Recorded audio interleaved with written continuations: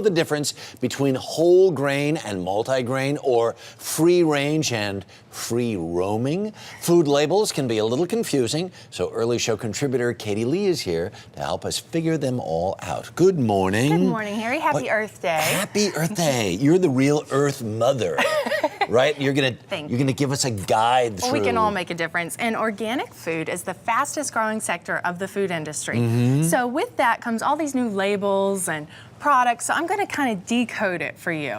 You know what? I appreciate that because make your grocery shopping there's a lot of little confusing easier. and things look like something and then portray that to not actually. It isn't actually what That's true. you think it is. So to be called organic produce, it can't have any chemical pesticides, fertilizers, genetically modifying, sewage sludge, radiation, all sorts of things that you don't really want. Sure. But organic often means more expensive. So there's the Dirty Dozen and the Clean 15.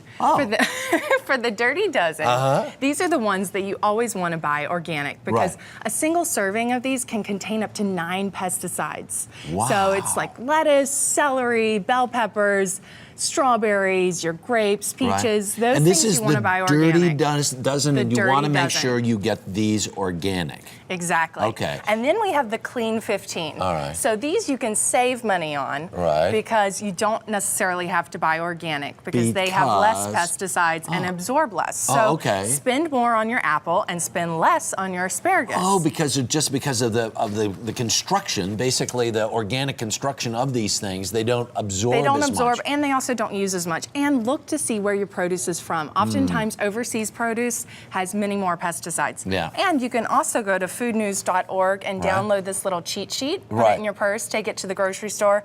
It has the Dirty Dozen and the Clean 15 right there for you. How about that?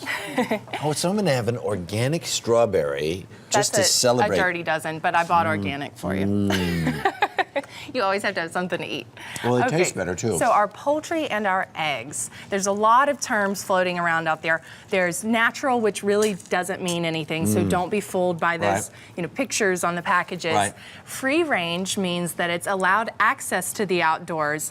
But there's no regulations on how much land, how much time. The quality, none of that. So you want to look for organic. Would free range mean sometimes they're in a coop and then sometimes they're out of a coop? Yeah, they have a little door that they can get out of, but there's no regulations on how much space. But at least you know it's not spending its entire life in a building. Per se. So organic means that it's no antibiotics and no hormones, which are very important, especially for children. And it's also fed an organic feed its whole life because whatever you're eating, when you're eating that chicken, you're eating what that chicken ate. So keep that in mind. The same with your eggs. All right, how about meat? So let's go down to beef. And there's a lot of, the organic's the same thing with no pesticides, no hormones, organic feed. Now there's also grass-fed that we're seeing a lot of. And this means that the cow is allowed to go out and eat what a natural diet would be, the grass and forage around. Out in the pasture. But there's also grass-finished, and that means the last 60, 90 days of its life, it's completely on grass because the grass-fed can be given grain. Because there's a very big really pushback against corn-fed. Exactly. All right. And now our seafood, very controversial with seafood, with the farm-raised and the wild. This is a farm-raised salmon versus the wild salmon. Farm-raised is always inferior in nutrients and environmentally to the wild because they're given a lot of pesticides. Those pens are really packed with fish.